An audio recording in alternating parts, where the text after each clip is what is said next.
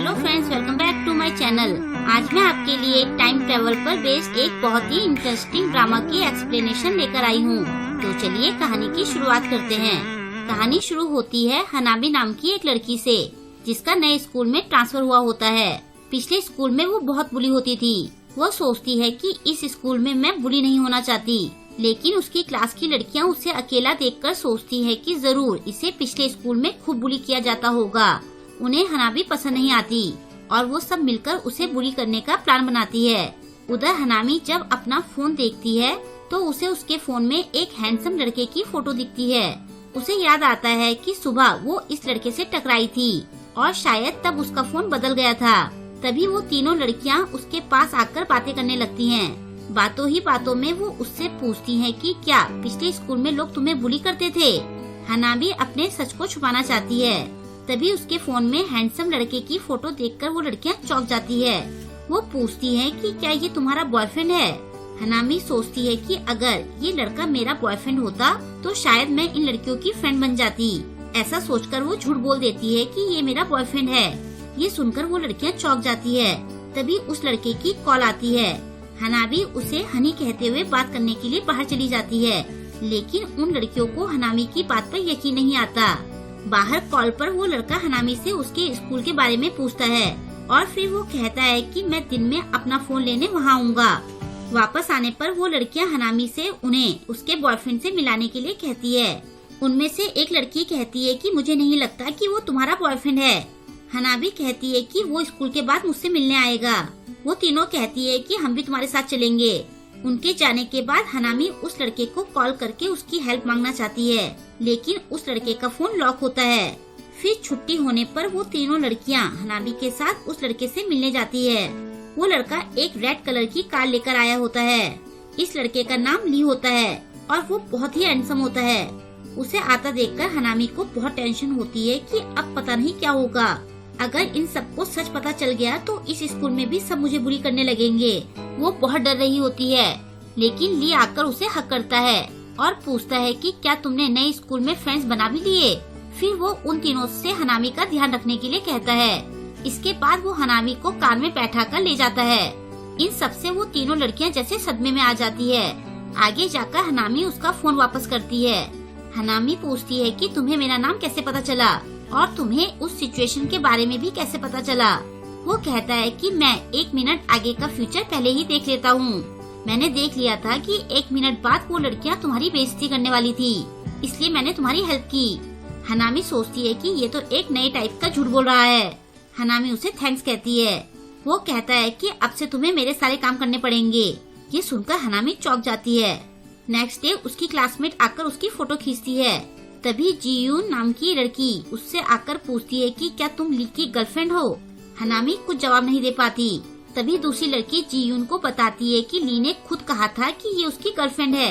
वो लड़की चिढ़ते हुए कहती है कि क्या ली ने 10 बार मेरा प्रपोजल इस लड़की के लिए ठुकराया।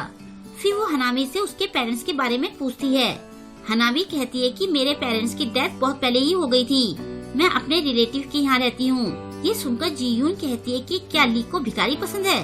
दूसरी लड़की कहती है कि जरूर उसे इस पर दया आ गई होगी।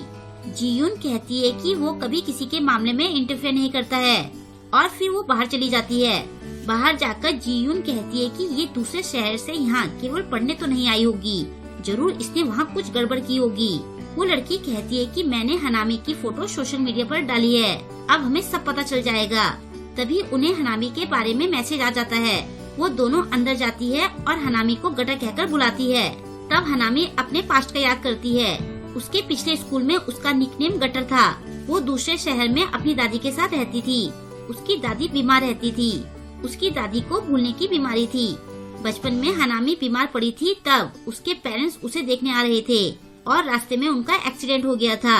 उसकी दादी उनकी मौत की वजह हनामी को मानती थी। हनामी के घर के सामने एक गटर था, जिस वजह से उसके घर में उसके कपड़ों और बालों से गटर की स्मेल आती थी और इसी वजह से सब उसे गटर नाम से चिढ़ाते थे। चाहे वो कितनी भी सफाई करती, लेकिन उससे वो बदबू नहीं जाती थी। उस स्कूल में केवल सोयू ही उसकी फ्रेंड थी। हनामी के बारे में ये अफवाह भी फैली थी कि उसके बहुत सारे लड़कों के साथ रिलेशन है।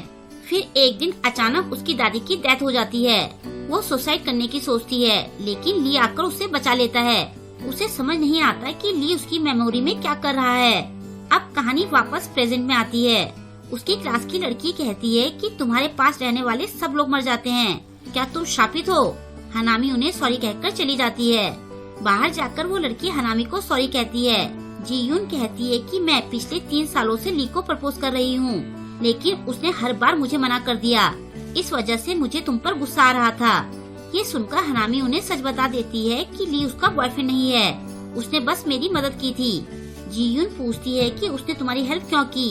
हनामी कहती है कि उससे मुझ पर दया आ गई थी। वो उन्हें ली के फ्यूचर देखने वाली बात नहीं बताती। फिर जीयून उसे जबरदस्ती अपने घर केक खाने के लिए बुलाती है। दूसरी लड़की चुपके से पूछती है कि क्या तुम अभी भी ये सब करना चाहती हो? जीयून हाँ कहती है।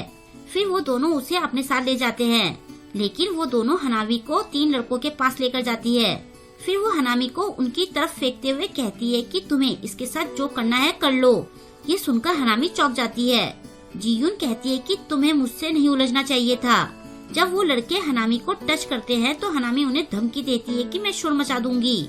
वो लड़के कहते हैं कि इस जगह के आसपास कोई नहीं आता है और न ही यहाँ आसपास कोई सीसीटीवी है।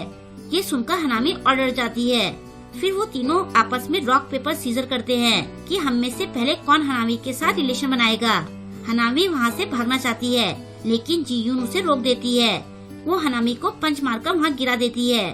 फिर वो लड़के हनामी को साइड में ले जाने लगते हैं। दूसरी लड़की कहती है कि ये सब ठीक नहीं है, लेकिन जीयून उसकी बात नहीं मानती। तो वो लड़की कहती है कि मैं यहाँ से जा रही हूँ, लेकिन तभी ली वहाँ आ जाता है और वो उस लड़की को वहाँ से जाने देता है। जीयून उसे वहाँ देखकर बहुत खुश होती है, लेकिन ली उसे पंच मारता है। वो लड़के ली को मारने जाते हैं और यहाँ हमें पता चलता है कि ली सच में 1 मिनट टाइम में पीछे जा सकता है। वो उन लड़कों को खूब मारता है।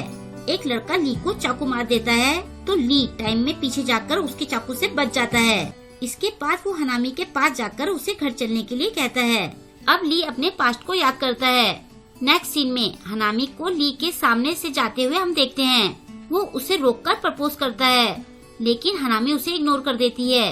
वो बार बार 1 मिनट पीछे जाता है और धीरे धीरे हनामी के बारे में सब पता कर लेता है।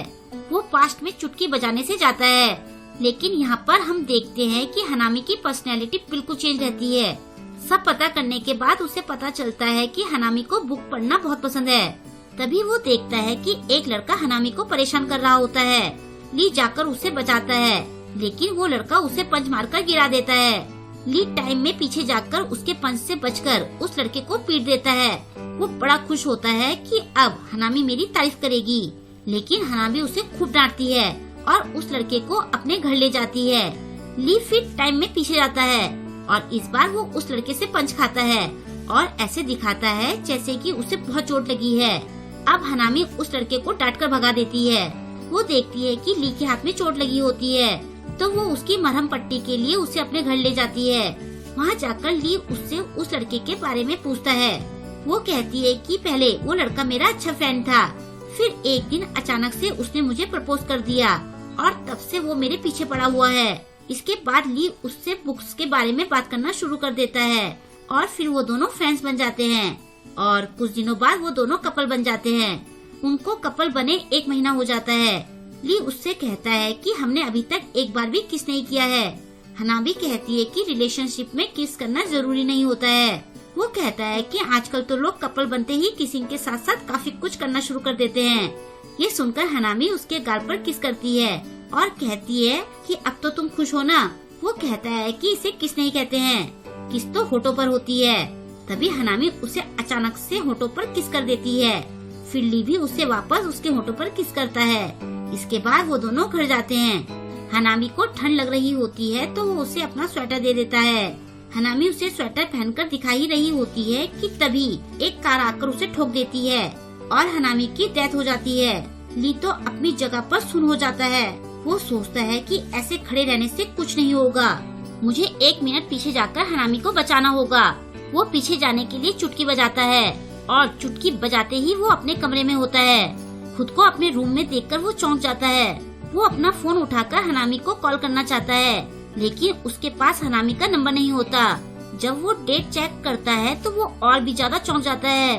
क्योंकि वो 1 महीने पहले जा चुका होता है, जब वो हनामी से पहली बार मिला था। वो सोचता है कि मैं हनामी के बारे में अब सब कुछ जानता हूँ और 1 महीने बाद मैं उसका एक्सीडेंट होने से बचा सकता हूँ, और वो ऐसा करने की ठान लेता है। और यहीं पर इस ड्रामा के फर्स्ट पार्ट की एंडिंग हो जाती है। क्या ली हनामी को बचा पाएगा? क्या वो फिर से हनामी का लवर बन पाएगा? और इस बार वो 1 महीने पीछे कैसा आया? इन सब सवालों के जवाब आपको इसके नेक्स्ट पार्ट में मिलेंगे, जो इस ड्रामा का लास्ट पार्ट होगा। तो वेट कीजिए इसके नेक्स्ट पार्ट का। आई होप कि आपको आज का ये एपिसोड पसंद आया होगा।